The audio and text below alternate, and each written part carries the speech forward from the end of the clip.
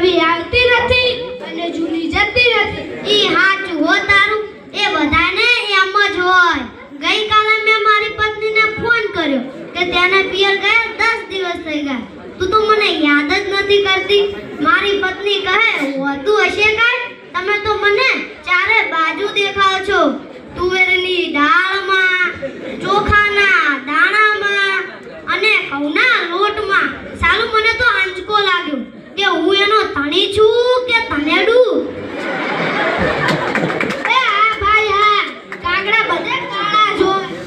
એ તારી વાત સાચી હો ભાઈ. એ બીજી એક વાત કહું. એકવાર હું મારા હારે ગયો તો.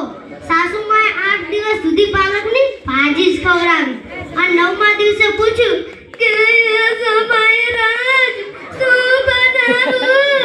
મેં કહી દીધું ખેતર બતાવી દો તે હું જાતે જ ચરી લઈશ. હો ખરેખરી કરી દે તો. અરે હું મારી પત્ની સાથે શાક માર્કેટમાં ગયો. ઈ મને કે 2 કિલો વટાણા લઉં. મેં કીધું લઈ લે. ઈમાં હું પૂછવાનું હોય?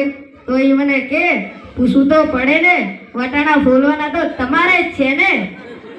લ્યો કરો વાત. અરે ભાઈઓને ક્યાં વાત માનો છો? આજકાલની સ્પર્ધાઓ તો જુઓ ને. તારે મારી કિંડલના હાથમાં મોબાઈલ આવ્યો એટલે પતી ગયું. સમજી લે. આપણા સાથે વાર્તા હતી. કોકનો ફોન આવે એટલે હાલવા જ માને. શું આપણે પેલા ખેતરમાં વેલા ચાડીએ છીએ? જેને મન તો આપણે એવા જ હોય. ત્યારે તો મોબાઈલ આવ્યો એટલે કરલો દુનિયા મુઠ્ઠી મેં. ધીરુભાઈ અંબાણી જોઈ લ્યો. એમાં જીઓ આવ્યો ત્યાંથી આપણા છોકરા આપણું જીઓ લઈ ગયા છે. એનું નામ જીઓ નહીં મરો રાખવું જોઈએ. એ મોબાઈલ આવે એટલે કેમેરો ગયો. એ મોબાઈલ આવે એટલે ઘડિયાળ ગઈ. એ મોબાઈલ આવ્યો એટલે બેટરી ગઈ. એ મોબાઈલ આવ્યો એટલે ટપાલ ગઈ. એ મોબાઈલ આવ્યો એટલે કોમ્પ્યુટર ગયું. એ મોબાઈલ આવે એટલે નિરામ જાય. અને એમાં જો આપણો મોબાઈલ આપણે ઘરવાળીના હાથમાં આવ્યો તો આપણે ગયા. લ્યો કરો વાત. એટલે આ હમણાં સુધી પછી પૈસા હાલતા હતા ઈ કોણે બંધ કરાવ્યા ખબર છે તમને? તમને કોઈને ખબર નથી? સરકારે બંધ કરાવ્યા. બીજું કોણ કરે?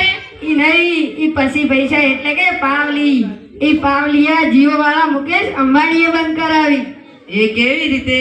મુકેશ અંબાણીના લગ્ન થતા હતા ઈ વખતે આ પાવલી એટલે ઘણા બધા પૈસા ગયા હોય.